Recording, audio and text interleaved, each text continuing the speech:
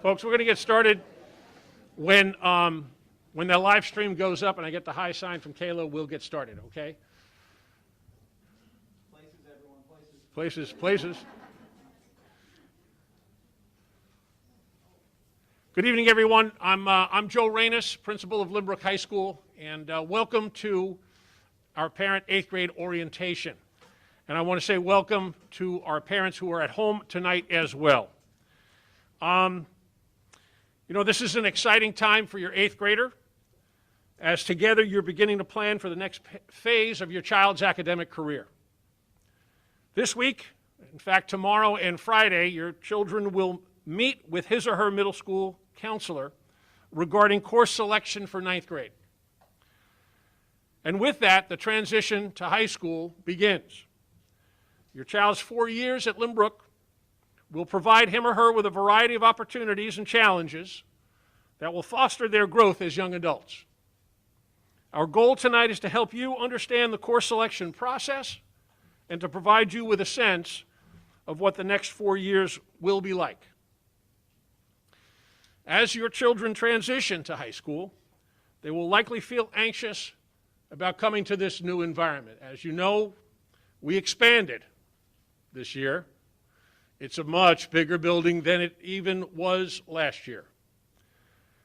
That anxiety is normal, but please know that we will do all we can to make the transition to high school smooth for your child.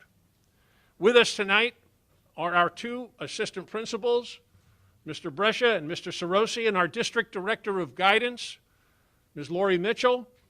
In addition, for some parent perspective, we have high school past PTA past president, Mrs. Mary Beth Stalter is here, so there may be things that come up that may it may be good to hear from a parent perspective and someone who's kind of been through things. Her son Dylan is now a senior, and their daughter already came through, so it's just a way to offer some perspective. I'll begin with, there are handouts. I hope everybody got a handout. Those of you at home, please know that the extra handouts will be going to the middle school, so you'll be able to pick up a copy. Each of these things that you picked up tonight are available at the high school site or at the district site, so know that they are readily available if you somehow misplaced something. Tonight we're going to look at diploma requirements, guidance and support services. The school day, we'll have an academic overview. We'll look at scheduling and transitioning, course level considerations, expectations here at the high school, accomplishments of our most recent graduating class, and we'll certainly be able to answer any questions as we go through. Folks who are at home, if you have a question, you can type that in the chat. Our assistant principals are at the ready, and they'll interrupt as questions come in. We prefer this evening to be interactive. So as we're speaking, if a question comes up, please raise your hand so that we can help clarify things along the way. And this is the end game. Okay, this is the end game. In high school, students need to earn a minimum of 22 credits in order to receive a Regents diploma. And you'll see up here on the slide, in English you need 4 credits plus 1 Regents exam, 4 credits of social studies plus 2 Regents exams. In math, you need 3 credits plus the Algebra 1 Regents. In science, you get 3 credits. That's 3 courses, 3 years of science, plus a Regents exam. In art or music, and so on. On the right-hand side, you'll see, in order to achieve a Regents diploma with advanced designation, you need to take more courses and pass more Regents exams, but you'll notice that the 22 credits is still there. The 22 credits is the minimum requirement in order to graduate high school. Students at Lynbrook High School graduate with anywhere between 22 and 32, sometimes 35 credits, particularly when it comes to some of our elective courses in the later grades. Students who do not choose to take a world language can take a 5-credit sequence in art. However, that student must earn their Checkpoint A language credit by the end of 8th grade in order to be able to take that 5-year art sequence, okay? I mean, that 5-credit art sequence. Any questions on that slide? We begin there. That's the big picture. And that has nothing to do with course selection, but it does have to do with your child's 4 years here at LHS. At this time, I'm going to be introducing our District Director of Guidance, Ms. Mitchell, Lori Mitchell, who will speak to you about our guidance and support programs. Lori.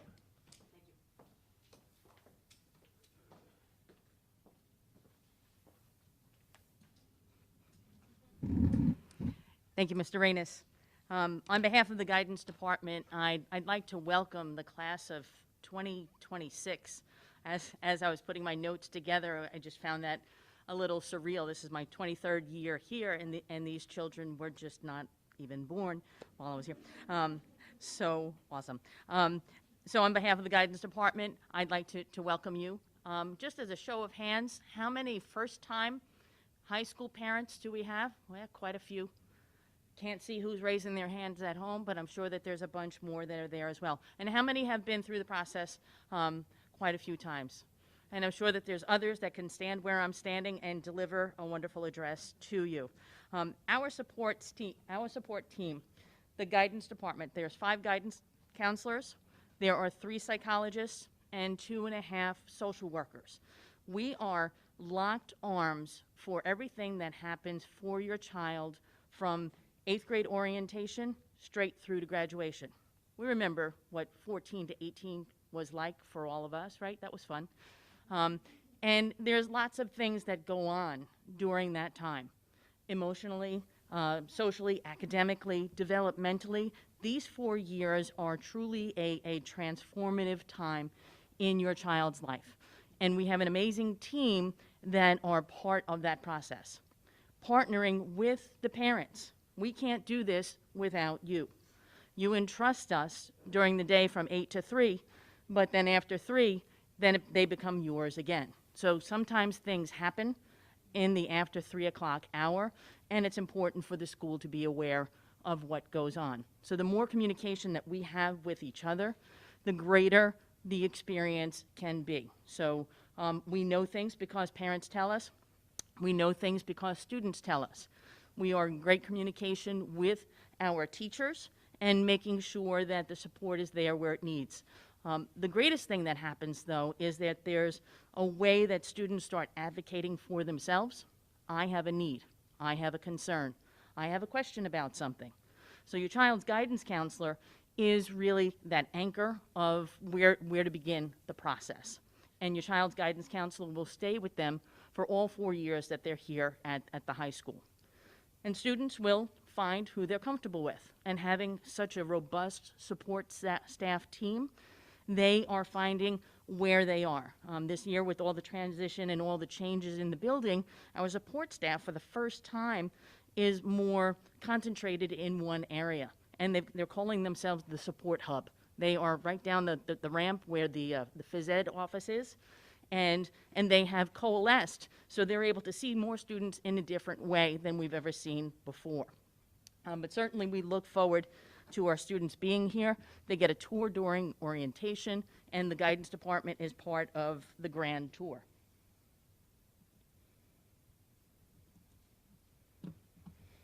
This is a breakdown of the guidance support team.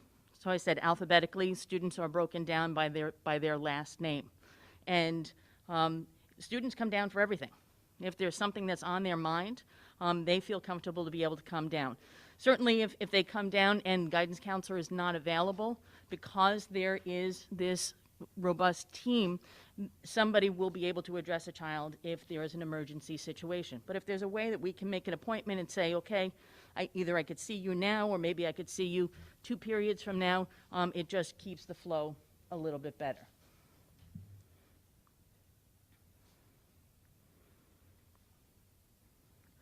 One of the other things that we do as well is we assist you and your child as they transition into their post-high school plans. Now, here we are with 8th grade parents, and already I'm talking about graduation. And I say that because it's something that does happen quickly. So all along the way, we provide information for you, so it's not something that catches you by surprise. There's conversations. Some students are ready earlier in the process, and some need a little bit more time to be developed into who they are. So we have many opportunities to be able to speak to our support staff as that process unfolds. We're already starting articulation with the middle school. We have shared families, so if you have siblings that are in the middle school, siblings in the high school, those conversations are happening as necessary to be able to support a student and also a family that may need. Mr. Reynes mentioned the scheduling that's going to happen in North and South tomorrow and Friday, and I will also be on hand to be able to be part of those presentations that are being delivered to the students.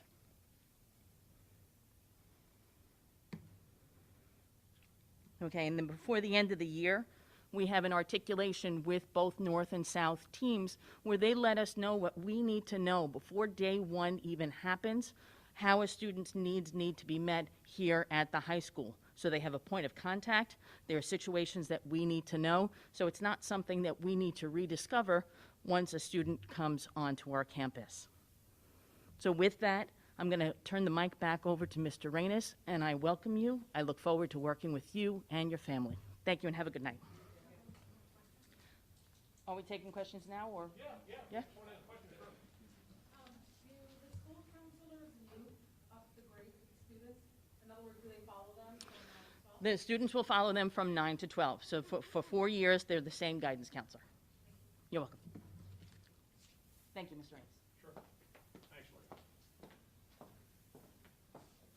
Lori. You know, it's funny that Ms. Mitchell was talking about here your children are just beginning to think about grade 9, and many of you are for the first time hearing these kinds of talks. And Mr. Sorosi and I, Mr. Sorosi is responsible for attendance and discipline for grades 9 and 10. And yesterday, he and I were speaking to a 9th grader. And in speaking to that 9th grader, Mr. Sorosi said something that I think was pretty, it made the student's eyes widen. And it was this. Mr. Sorosi asked the young man how old he was. The young man said, "I'm 14. And Mr. Sorosi said, "So how old were you 4 years ago?" 10. "And what grade were you in?" 5th. "Okay, so in the time that you've traveled from grade 5 till now is the same amount of time that you'll be here and then graduating, ready for your next step."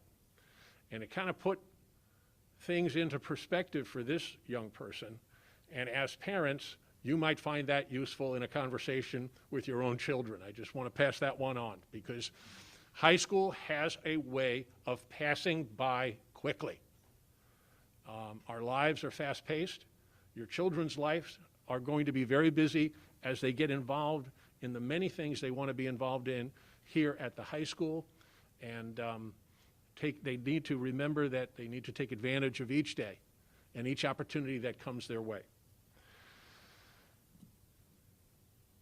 We have a group of academic department leaders that you certainly should become familiar with and should get to know.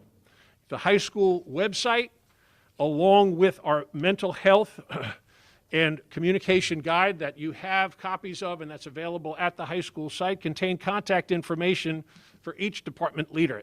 As you and your child make decisions regarding scheduling, in addition to speaking to your child's middle school counselor and perhaps future high school counselor, feel free to contact a curriculum leader in the area you may have a question about.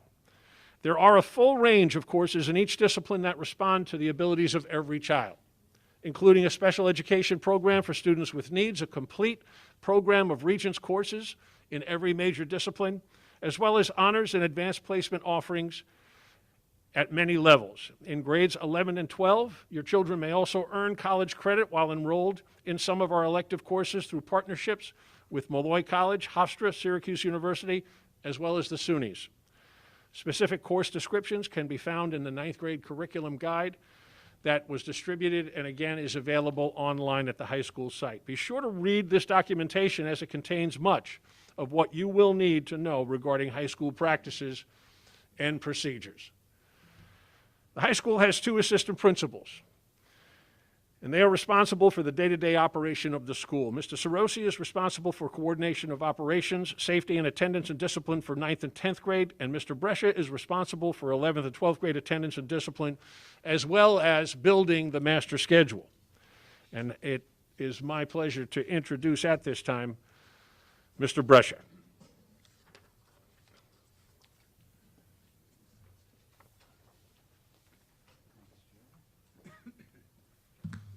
Thank you all and welcome. Yes, I'm the assistant principal, one of the assistant principals at the high school. I'm in charge of the 11th and 12th graders. You'll have an opportunity later to meet your incoming 9th grader's assistant principal. That's Mr. Sarosi. He's got a wealth of information to share. I just want to echo or at least put an exclamation point on some of the things that Mrs. Mitchell spoke about. It's critically important, especially now as we move through the scheduling process and as your students are selecting their 9th grade courses, to keep the 8th grade counselor in mind. They are an incredible resource of the classes that we have to offer up here. And in these next coming days, as will be evident when we talk about the calendar a little bit, they're going to be sharing a lot of that information with you. And that goes for next year. When you are up here, maybe I'm partial because I came from the guidance ranks, but your son or daughter's high school guidance counselor will be an integral part in their success in this building. We got a great department. They work really, really well with our students to bring them from 9th grade up through graduation. So please make every opportunity to know them and make sure you pass on that suggestion to your current 8th graders.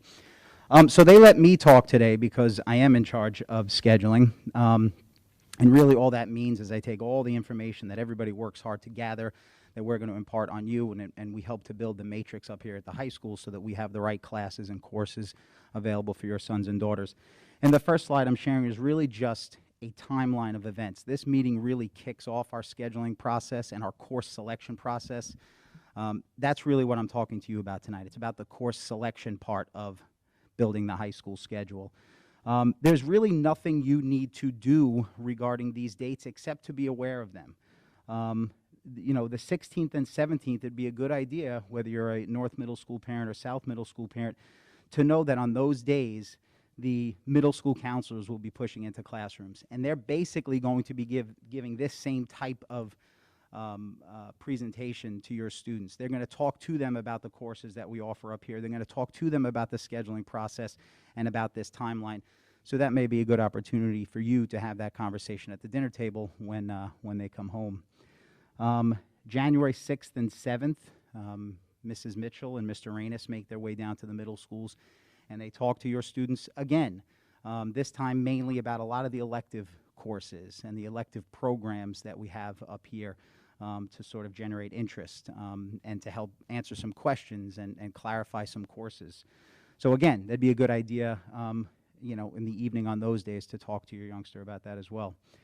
And ongoing throughout January and February, the middle school counselors will be meeting with your students individually, and I believe, Ms. Mitchell, if you request, you can be part of those meetings, but so much of the information regarding the parents we're sharing now and in these next coming meetings that, the conversations should really happen at home, and then on, between January and February, they're going to call your students down to their office, and they're going to put together their course selection sheet.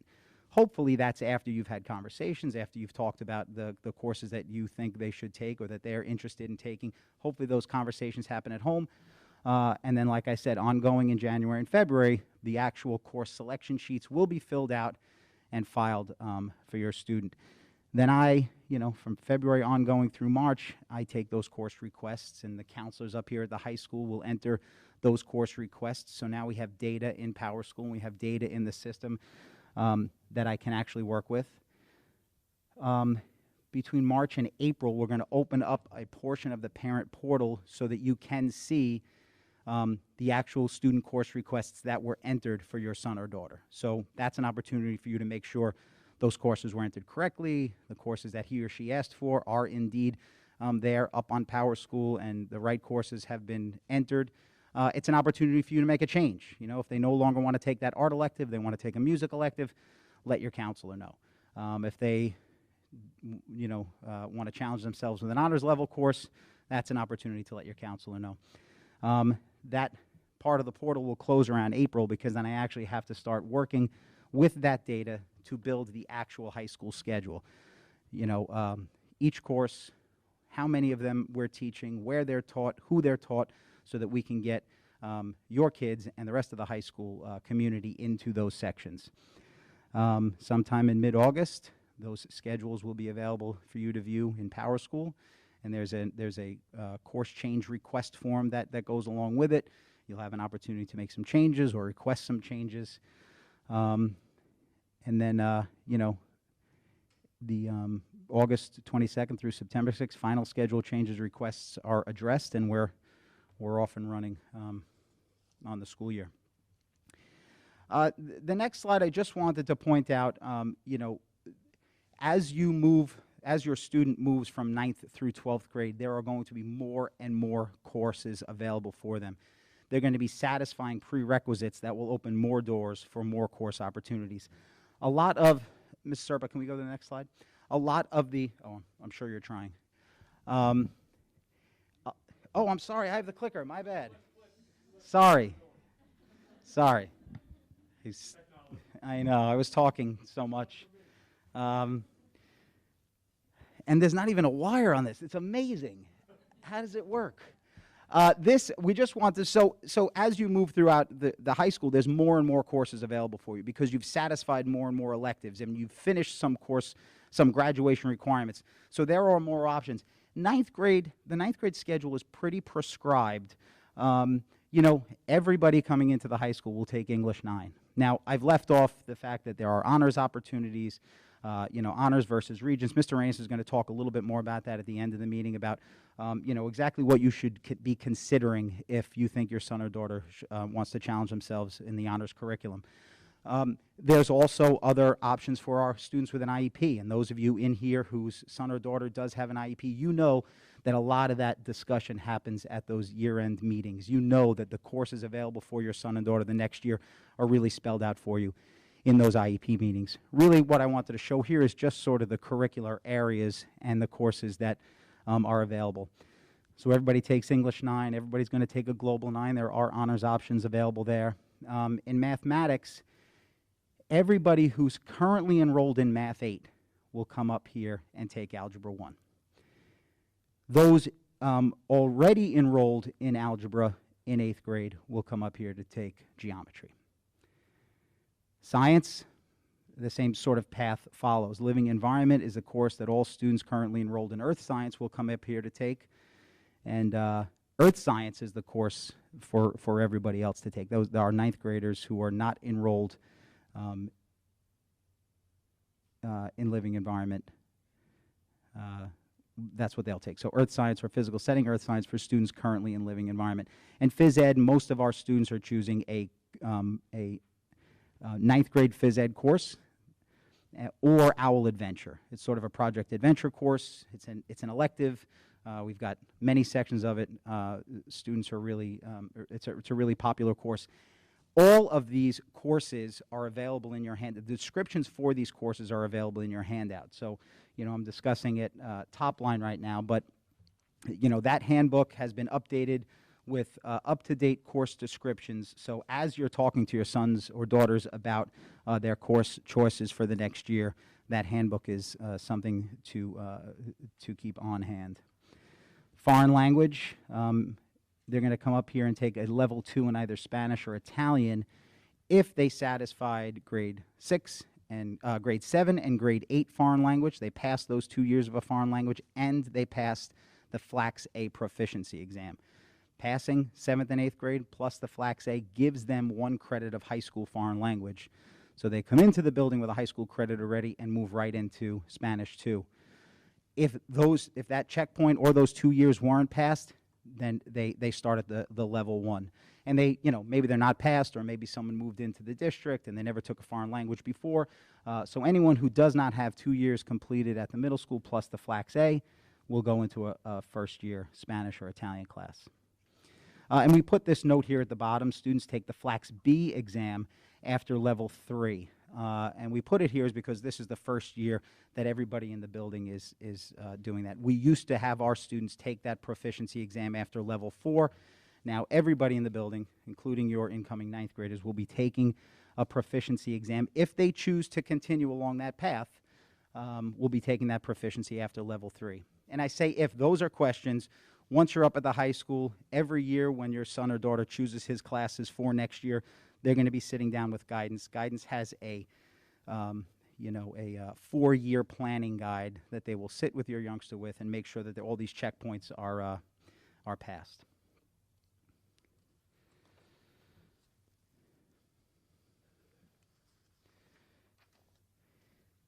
We talk a little bit about electives here.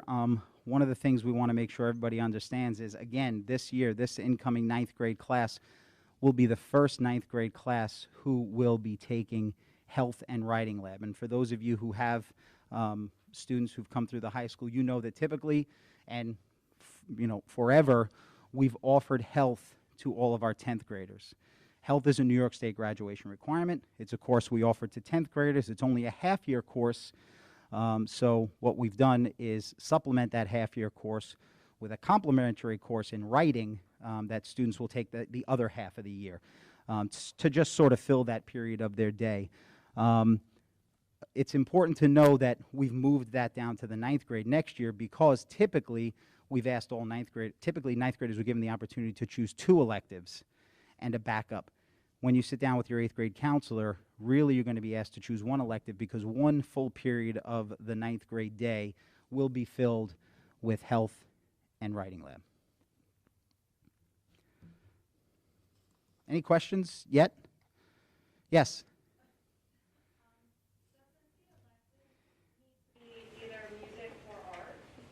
Well, it can be. I mean, if they take studio art in 8th grade, at some point, students, New York State requirement says they have to graduate with at least 1 credit of art or music. So while it doesn't have to be, we suggest that that credit of art or music be taken in 9th grade so you get that, high school requirement satisfied. And some of our technology electives satisfy the art requirement. So that's something that when you sit down with your 8th grade guidance counselor, they'll point out which ones will satisfy those credits. So yes, while it doesn't have to be, it is suggested that one of the electives, in this case, now there's only going to be 1, be an art or a music because, as you saw in one of the previous slides, students need a year of art or music to graduate. A child that wants to take art and music, could they do that? We do have a 10-period day. Art or music along with writing lab or art and music along with writing lab and health, it may mean that there's no room for a lunch in the schedule. While we do have a 10-period day, we're not a large enough school to offer all of our classes at every point in the day. And I'll go over what typical schedules look like. But it will become more and more difficult. It was difficult for our 10th graders to do that. It's now going to be difficult for, in this 1-year transition. That difficulty taking art and music is going to happen earlier on. And we're aware of that. We've got concerns regarding that. There are students who are going to have to make choices at some point. We're going to try to accommodate as much as possible. Like I said, it may mean foregoing a lunch if that's something you as parents are okay with. I can't tell you where all these things are going to fall and what's going to pop out in order to make that work, but it is a concern and it's a consideration. It's just a concern and a consideration that has now moved from 10th grade into 9th grade. What if a child wants to take the science research course that has to be all 4 years, but wants to also continue with instrumental music like orchestra? It becomes difficult. It becomes difficult. We had students do it? Yes. Those are the students who often are making difficult decisions about their courses. So, it's going to be difficult in 9th grade, but once that requirement, that health and writing lab requirement is done, It opens up a little bit more room as they move on, but it's, there's only a certain amount of periods in the day, and a lot of those science research classes are singletons, and they're only offered at certain times during the day. But we've also been very accommodating. Mr. Vasalico has done a wonderful job accommodating students independently so that they can stay on track with science research. It's very individualized, but we're very open to working with everyone. Yeah.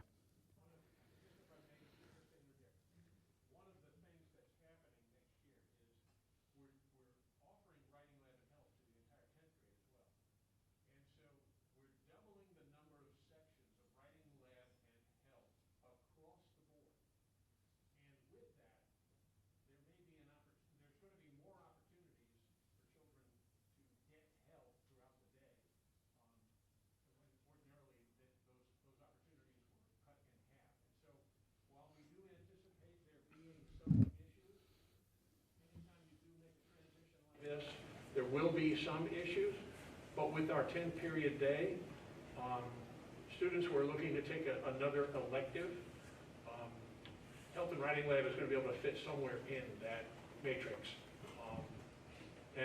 We'll be looking hard at that as the scheduling process goes through. But it's not like the number of seats available for Writing Lab are limited or only offered during one part of the day. It's going to be throughout the day. And it's not going to alleviate every issue, but it will alleviate, I think, a significant number of them that would otherwise really present themselves in terms of conflict and so forth. I don't know if that helps people, but I'm telling you what is part of the plan. And part of the reason for bringing it down to 9th grade, as Mr. Breshler already said, that this is an issue that was ongoing for our 10th graders. So they were coming in and they were getting introduced to some courses, and then they had to make the decision to be able to switch out. So it does make sense to be able to move it down to 9th grade. You come in as a 9th grader, you get one elective. There could be a possibility of 2. We schedule for a 9-period day. So we have an existing 10-period day, but we schedule for 9.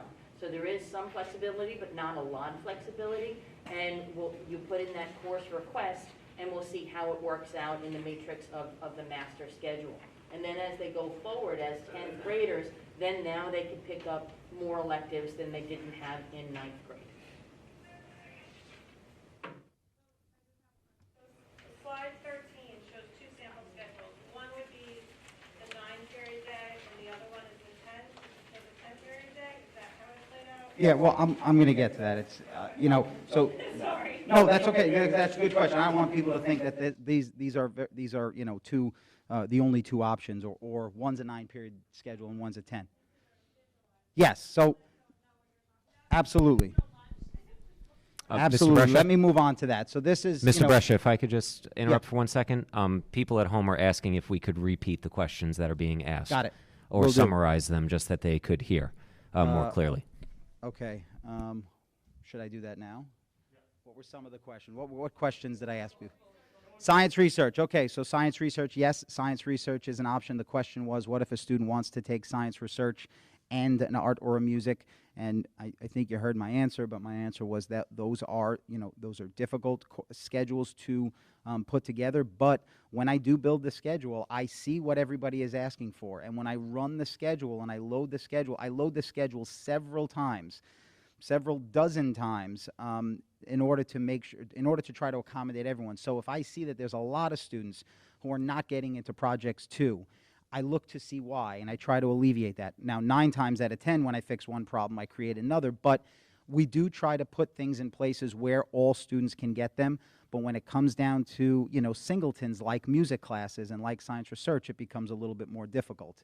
What was another question that was asked that...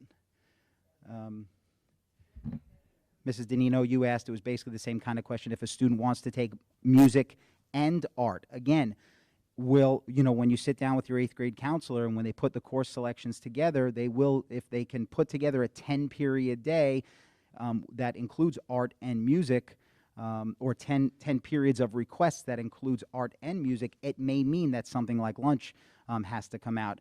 And that doesn't mean because you can fit everything and exclude lunch, it doesn't mean that that 10-period day will be filled the way you want to, which brings me to Mrs. Stalter's point and her question. And I think we're good. I just want to move past this slide. These are just the other electives in the different areas. But I think what makes the most sense to show now is these two side-by-side schedules. That was the third question that was asked for those at home. We were just referencing these two schedules. What we tried to show here is just, yes, we are a 10-period day. There are ways of students getting lots of courses. And what we put together was two sort of typical, a Regents level schedule and an honors level schedule. Now, does that mean that everybody who is enrolled in Regents classes will have 9 periods and everybody in honors will have 10? No, it worked nicely on these schedules. This first schedule, for instance, you could take a full Regents schedule, but not, you may have you may start period 1, have 4th period off, and go through period 10. We wanted to show these two schedules side by side, but I also wanted to point out that there are hundreds of different variations of these two schedules in between. So we are open enrollment. Students can choose to take honors or Regents in some classes or all, honors in some or all classes. And we're open enrollment, which means you don't need to be recommended by your 8th grade teacher or your current teacher in order to take an honors class next year. Mr. Reynes will talk a little bit about our exit criteria, but our entrance criteria is wide open. So the schedule on the right is sort of a typical Regents level schedule for an incoming 9th grader who fits very nicely in the Regents curriculum. The one on the right is a schedule for someone who's probably coming out of the honors, or coming out of the advanced classes in 8th grade and wants to challenge themselves in all honors in 9th. But like I said, there are hundreds of iterations of these schedules in between these two. And we do try to make use of the 10 period. I think we are still one of the only schools, or one of a small few schools on the island that offer a 10-period day. We start very early, and the reason we did this many, many years ago is because our kids asked for it. We were building such really, really great elective classes and building great programs, even our core curricular programs. We were offering great APs and things outside of the traditional day that students wanted to make use of. So we went to a 10-period day. It really allowed us a great opportunity to allow students to get what they wanted when they wanted it. There are always issues. There are always conflicts. And like I said, when I run the schedule and I run the matrix and I load it over and over again, I do my best to try to minimize those. And that's why I go back to, as you go through this process, please stay in close contact with your middle school guidance counselor. They will walk you through this process. They will answer lots of questions. I am certainly available, especially when it has anything to do with the course selection process. You can certainly send me an email or call. But that's what I have for you now. Anybody else have any other questions? Yes.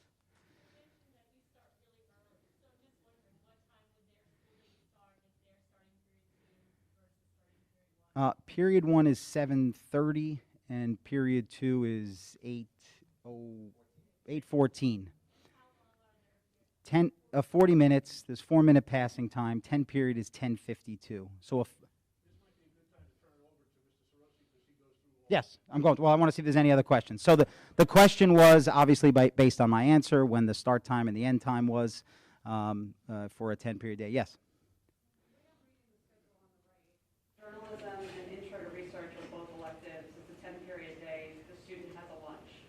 So journalism and intro to research, per Mrs. Murray's question, can easily become orchestra and art. Yes, but I'm realizing now these two sample schedules do not include. Oh, writing lab, does it include health and? Yes, it does. Yeah. So that's a great point. It works. The more utilizing every single period of the day with some of these singletons, while it on paper when you put your course selections together, it looks like everything can fit nicely, and on these examples it does fit nicely. But it's when things are offered and where they're offered is where we run into problems. But yes, it can be done. It would be period 2. It would be the same period as health. You're right. We'll make that change and make sure it's clear, but you're right. It would be opposite health in the fall period 2. One of the parents pointed out that there's no writing lab on the right-hand schedule, but it nests there in the spring opposite health.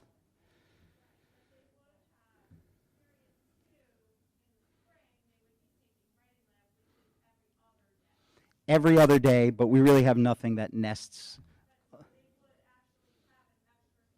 Correct. Right.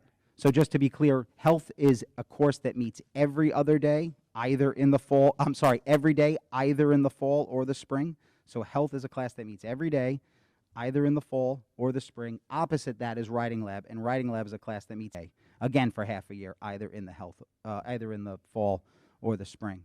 Yes. Some abbreviations you're not sure of? Go ahead. That's the foreign language. We're part of the foreign language Regents exams went away, and most schools across the state banded together, or different regions across the state banded together to create their own proficiency exam. We banded together with the Flax people, and it's Foreign Language Association Consortium of something like that.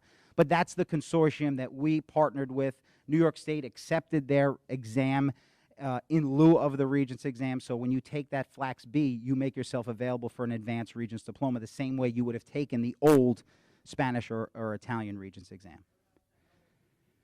Languages other than English. So that's foreign language, and the Flax is the exam that is associated with foreign language. The question was regarding the LOTE abbreviation and the Flax abbreviation. DASA. That's Mr. Strossy's going to. Oh, you're jumping ahead. Don't jump ahead. Mr. Strossy's going to get there. Any other questions based on the information that I just covered? Okay, thank you all. I'm going to introduce you to Mr. Strossy.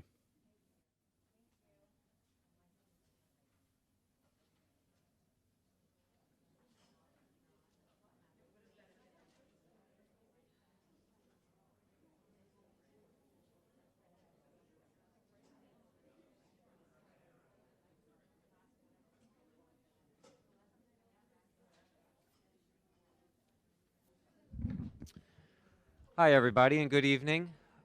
My name is Matt Sorosi. I know that I've been introduced already, but I just wanted to say hello and thank you for coming tonight.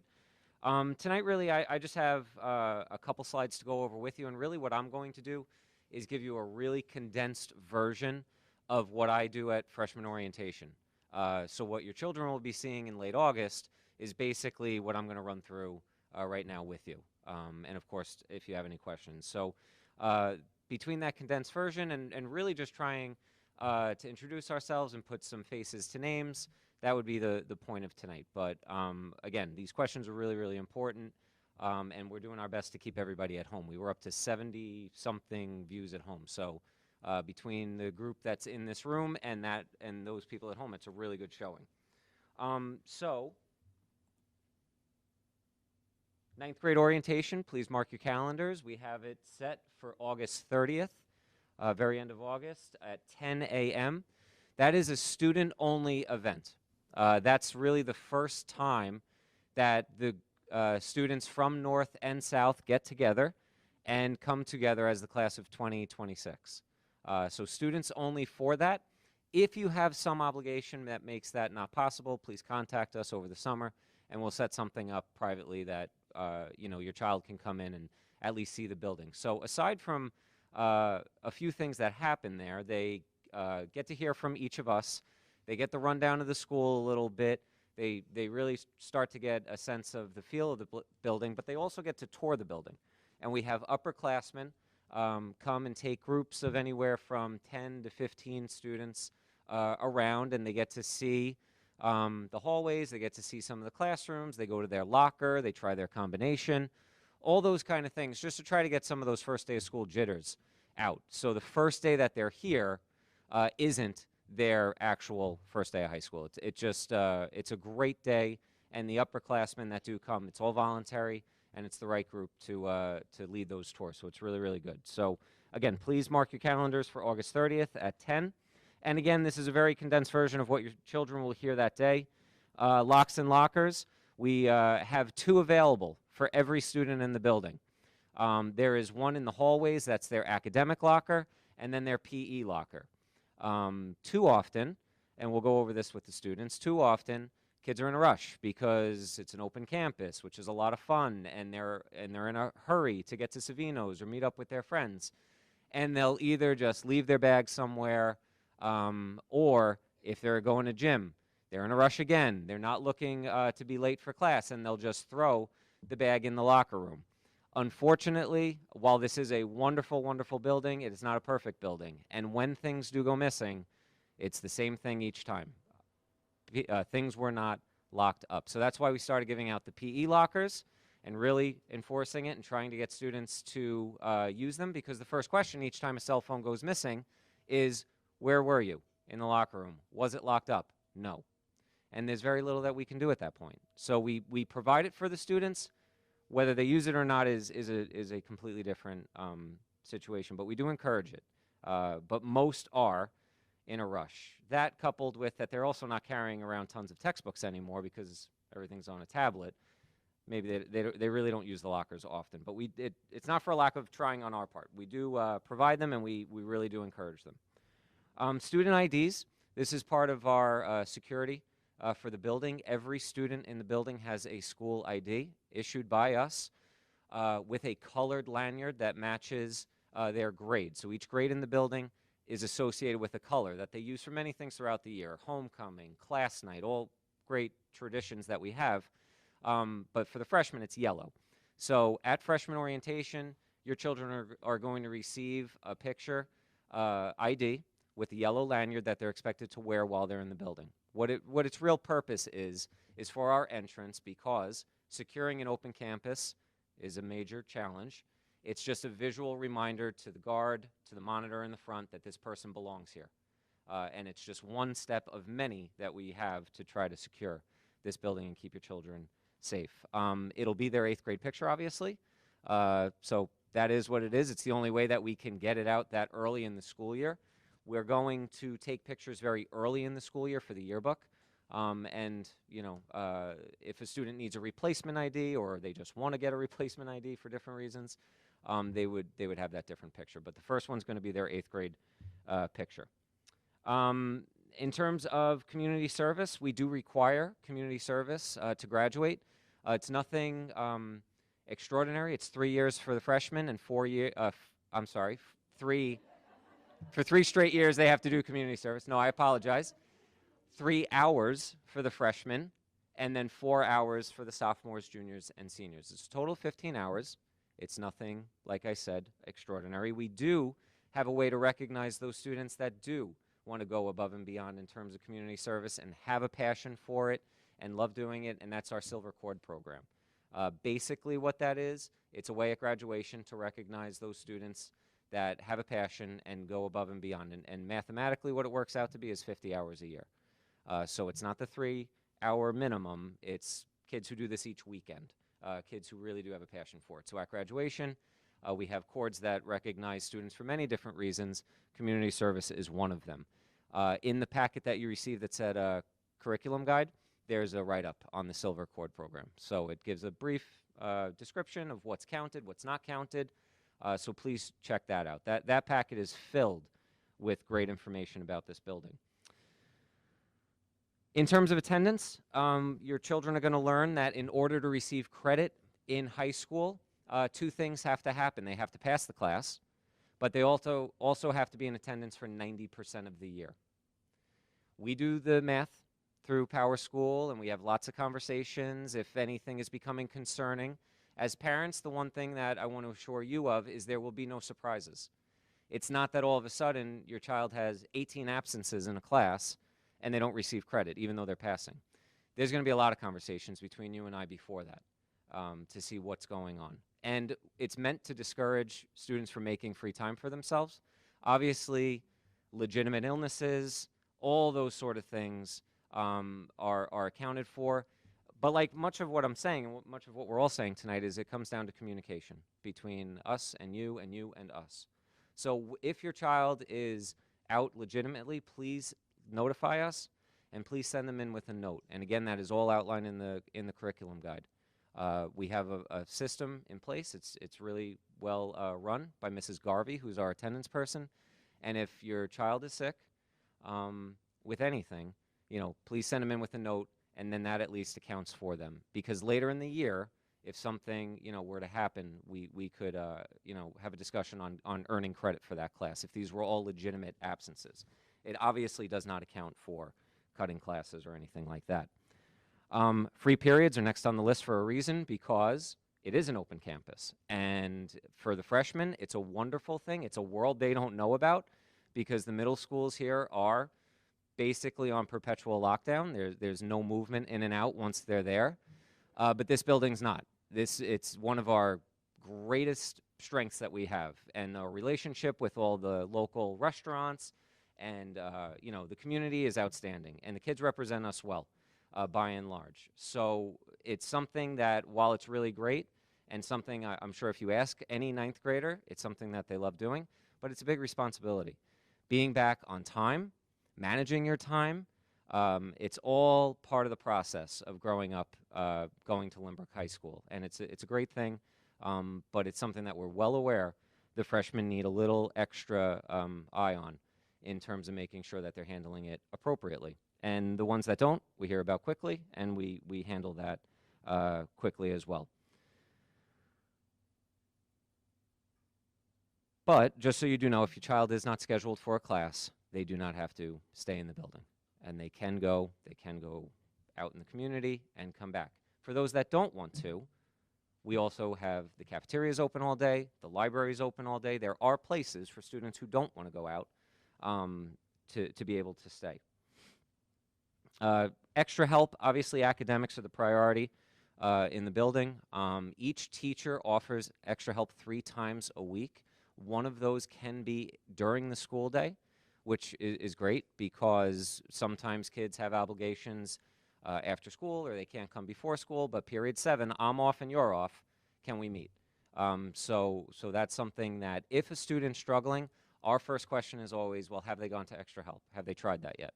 Because rather than a group of 20, 25, 30, it's often one-on-one, a small group maybe, and that instruction can really, that extra instruction can go far. So that's always a question that I ask for a student who's struggling, is have they taken advantage of that extra help? So, just something to be aware of. We publish that list at the beginning of each school year when every teacher in the building offers their extra helps. So it's available on the high school site, very easy to access. If you ever have a question, just refer to that. DASA, I heard somebody mention it before. What DASA stands for is the Dignity for All Students Act. It was passed in 2012, and it's upsetting that it even needed to be passed, basically, because it's a state law in New York that makes schools a safe place from harassment, intimidation, bullying, you name it, any of those things in that vein, and made it that schools had to put an extra emphasis or an extra priority on addressing those transgressions when they arise. But again, New York is a big state. It's got lots of different regions, and at that time in 2012, that was a priority for the legislature to pass a law about that. I've been here since 2012. I can tell you, without DASA, we handle things the way that we handle things, and we take all those things very, very seriously. But again, communication, I think, is a theme tonight, and it comes down to that communication between us and the home. Before I move on to the next slide, which is just basically the school day in terms of times, are there any questions on anything that I said so far? Brought up, anything? Okay. All right, so here is our bell schedule. This is a regular school day. We have other bell schedules that we would send out if need be, delayed opening, early closing. There's pep rally, there's lots of different bell schedules, but this is your normal run-of-the-mill bell schedule. You see 7:30 is our start time. We end at 2:52. And then the information on the left is also important. We have the 40 minutes per period. We do have a homeroom at the end of period 2 where a lot of school business gets taken care of, you know, announcements, club announcements. We call students down to the office that we need to see. It's really a jam-packed 6 minutes of information. So majority of students are in classrooms during that time, so they get to sit there and listen. For ones that are unscheduled, even in the library, in the cafeteria, they hear it there. We even post all of the announcements on the website. Again, communication. So there's lots of avenues to find out whatever we have in the announcements. 4 minutes passing between classes. We've taken a close look at that this year because the building has gotten substantially bigger since last school year. But even what we're finding is 4 minutes spent the right way is enough time to get from one part of the building to the next. So, you know, we're not looking to adjust that, at least at this point. There is our population. Those numbers are always projected because kids come and go. But it's basically flat. We're right, you know, between 850 and 900, and that's where we've been for a little while. All right, and this, and not even that you have to read this, but basically, this is a long way to say that cell phones are a problem for kids. And we see it daily. It is impossible for students, for them not to be a distraction to students. I'll say it that way. More and more what teachers are doing are putting up phone caddies. They look like shoe caddies that you would put in your closet, but they put them in the front of the room. They're all numbered, and when the kids walk in, it's an established system. They walk in, I'm spot 14. I put my phone in there, and I don't pick it up until the end.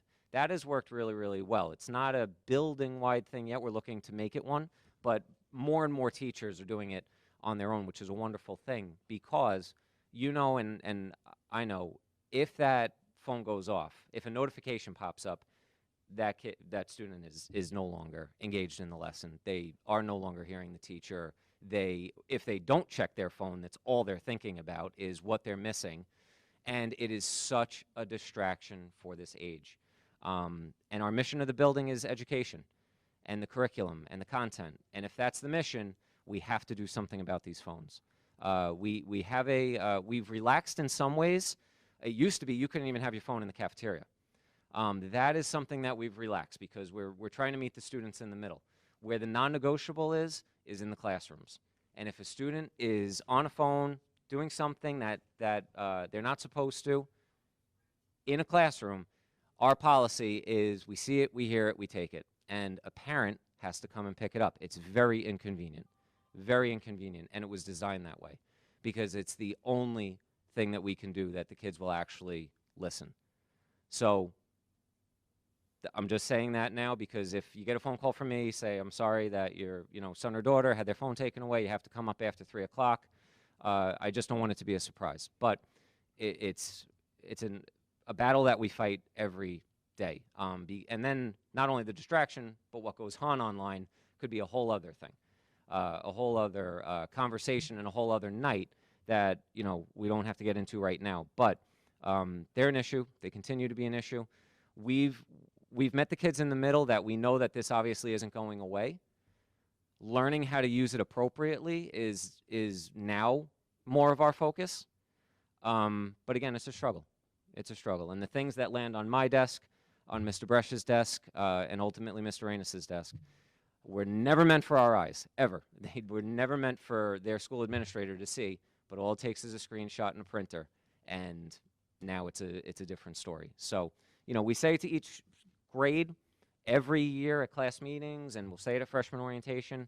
Unfortunately, there's always examples that we do have throughout the school year, but that's basically my 2 cents on cell phones in school.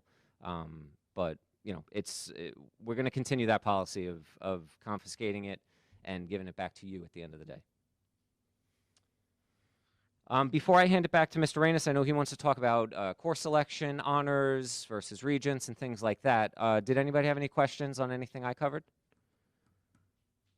Okay, again, if you have any questions, please reach out. I'll do the same thing. I look forward to meeting your children and working with you. Thank you.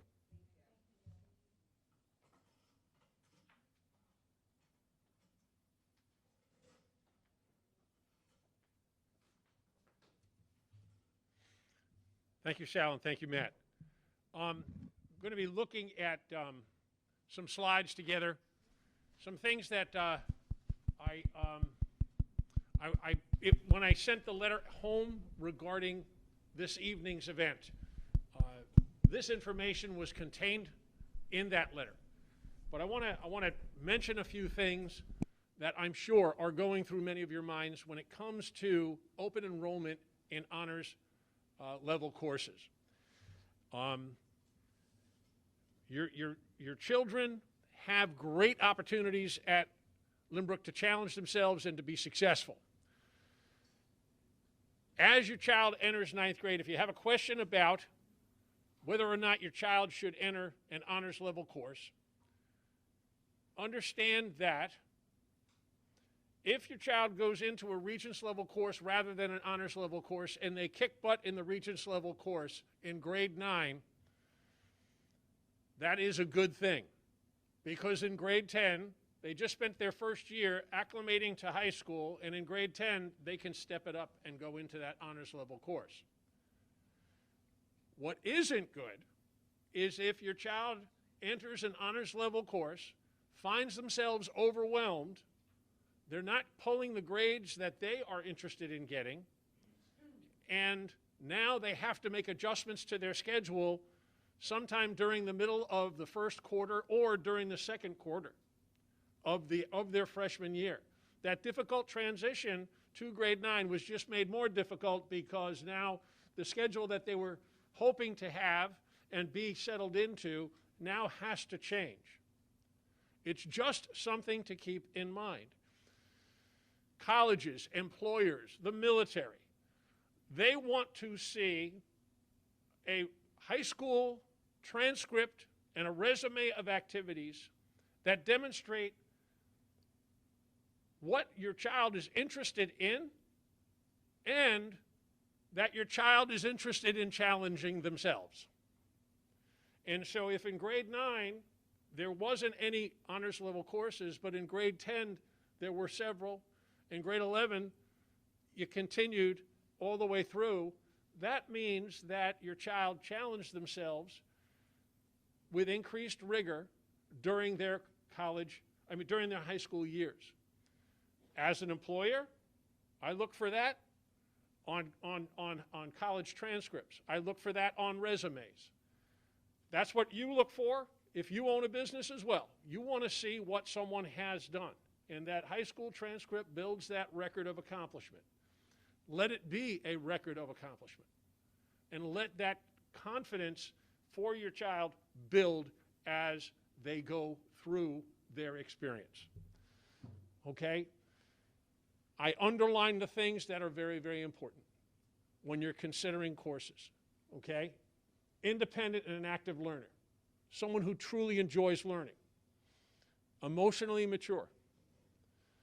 Responsible. Self-motivated. If they need you to get their work done, is the honors level appropriate? Okay? That feeling of being overwhelmed. Those are things that you need to be thinking about and honest with yourself and with your child about as you select courses.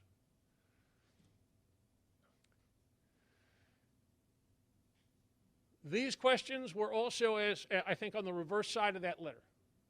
And again, I underline the things that are important when it comes to course selection. And this is all about conversations that you have with your child, between you, your child, and your child's middle school counselor.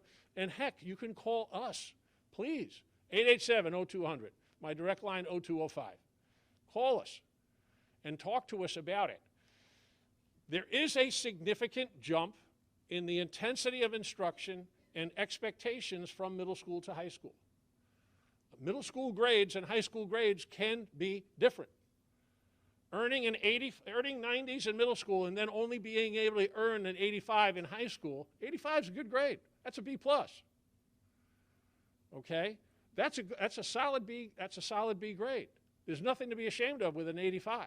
But it's not that 90. Well, if it's about learning or if it's about a number, if you get those numbers but you haven't learned anything,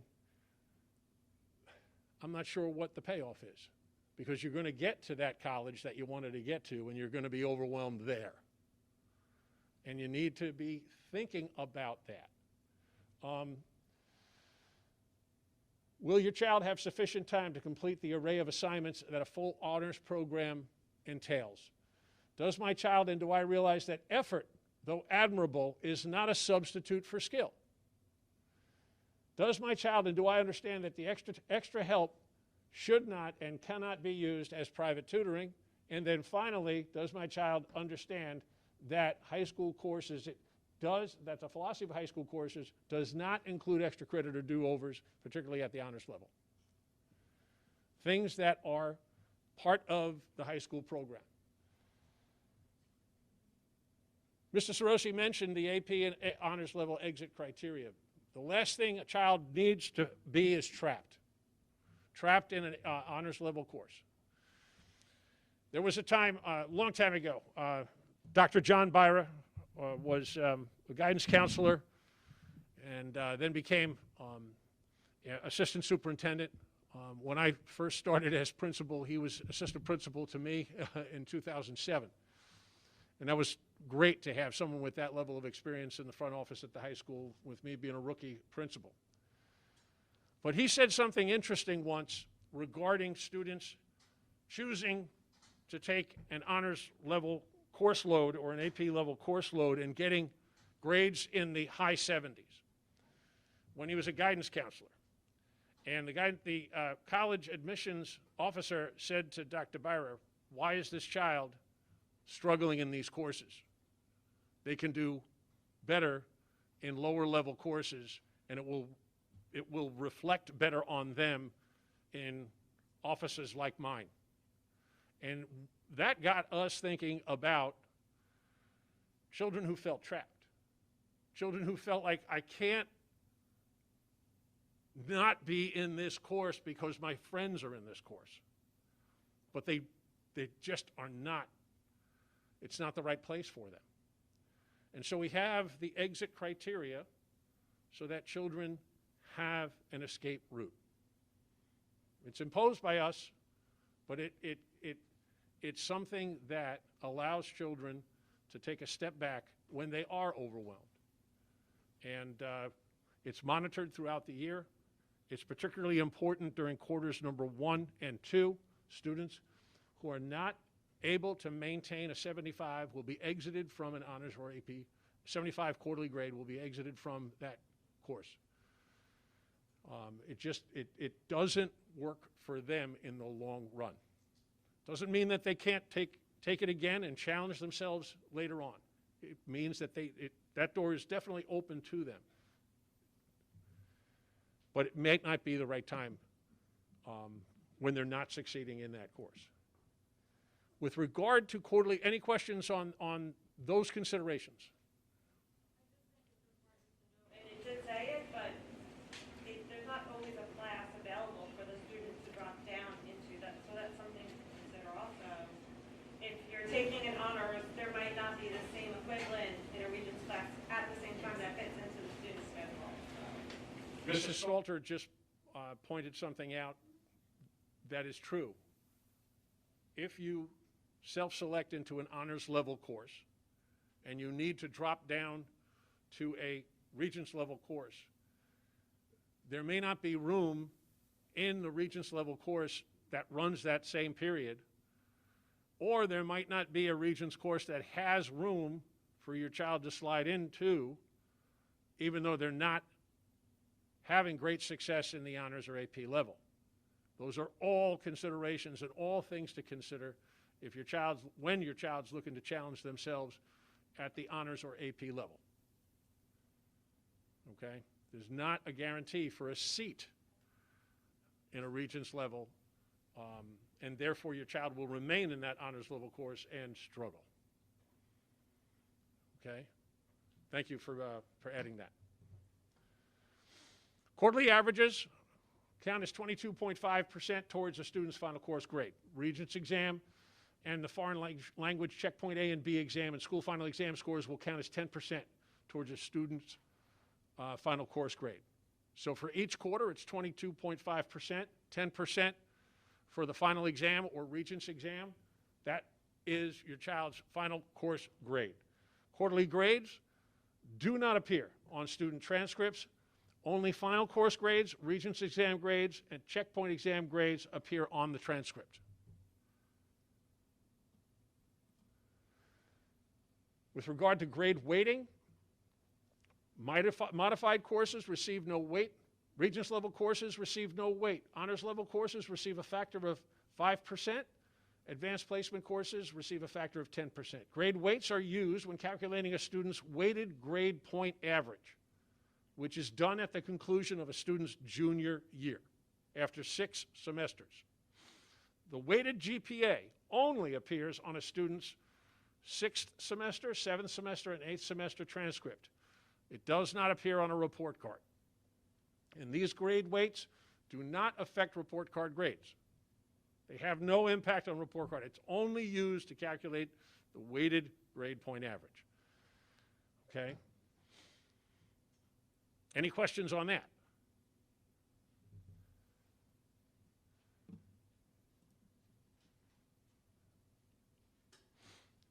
As you would expect, high school courses will be more challenging. You will notice this in the amount of homework your child receives, and your child will notice the increased demands in class. As students get older, they begin to want more independence. But as we all know, with independence comes added responsibility and the expectation that students take their studies seriously and use their time wisely. The high school experience is a series of opportunities that prepare a young person for life as a young adult. Here at Lynbrook, your child will be academically challenged, your child will be provided with opportunities to serve others, and your child will learn how to succeed gracefully and deal with disappointment maturely. I mentioned before that your child, as a 14-year-old, is 4 years older than being 10 and 4 years away from being 18. And the difference is great. You know, those years are great. And the 4 years that your child is about to embark on are going to be great. This is a wonderfully warm, welcoming, happy place that your children are coming to. It's got a very special feel to it. When I invite principals from across the county, from across the island, and they come and visit, and they walk the halls, and they're looking at me and they say, "Is it really like this?" And I say, "Yes. It's a gem." And Lynbrook High School is that way because of the support of the community, the support of the Board of Education, and the commitment that everybody understands that we've got something special here that produces young adults ready for the challenges that come in their lives. Okay? We've got 39 clubs and activities that your children can be part of. These offer social opportunities. These offer opportunities for your child to gain community service experience, to work with others, to help others. The club's brochure, the yellow document that was available on the table, describes each of these clubs. We've got 42 interscholastic sports teams at the junior varsity and varsity level.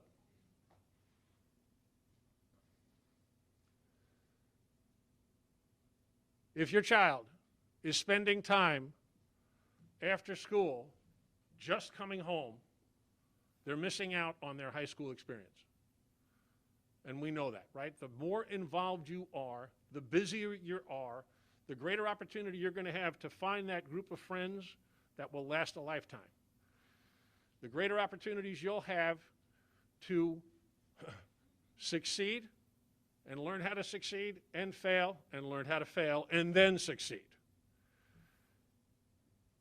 Please, the key to success at Lynbrook High School is to be involved. Class of 2021, their achievements were remarkable, but their record of success is a record of success that I'm very, very happy and proud to say is something that we enjoy annually.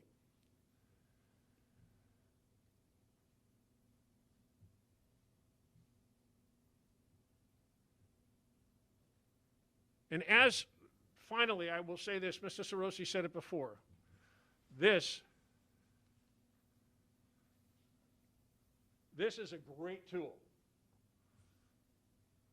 It's also a great diversion. And unfortunately, we deal with many situations where it is the absolute enemy of a young teen. And so, as the people who own those devices, right? You own those devices. Keep tabs on those devices and keep tabs on what your children are doing with those devices and who they're speaking with on those devices. Very, very important. The cell phone is something that particularly young teens, when they're in 7th and 8th grade, and that all of a sudden being in that social milieu is so important for them. They need monitoring. When your child graduates from 8th grade, remember, they're 13 or 14 years old. Don't give them too much independence, okay? My children were 13 or 14 years old. They thought they were smart. I'm glad I was a building principal when they were 13 or 14 years old. Got great stories about how to foil their attempts. And keep tabs on them, communicate with one another about things, okay? Encourage healthy habits, encourage positive relationships, and keep them close to you during this important transition time.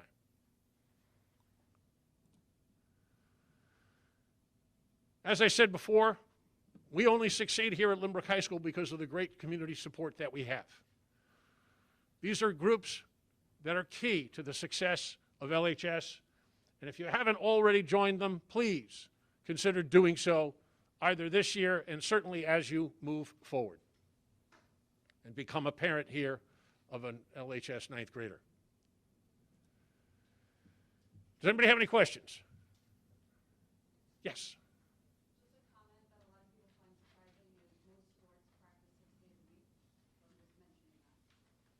The comment that came up, thank you very much for sharing, the comment that came up regarding interscholastic athletics is at the junior varsity and varsity level, interscholastic practice is 6 days per week, okay? And it does require a commitment, okay?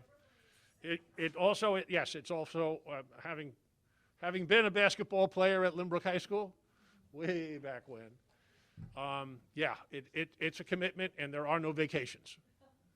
Okay, so and it's that way during the 3 sports seasons for every junior varsity and varsity sport.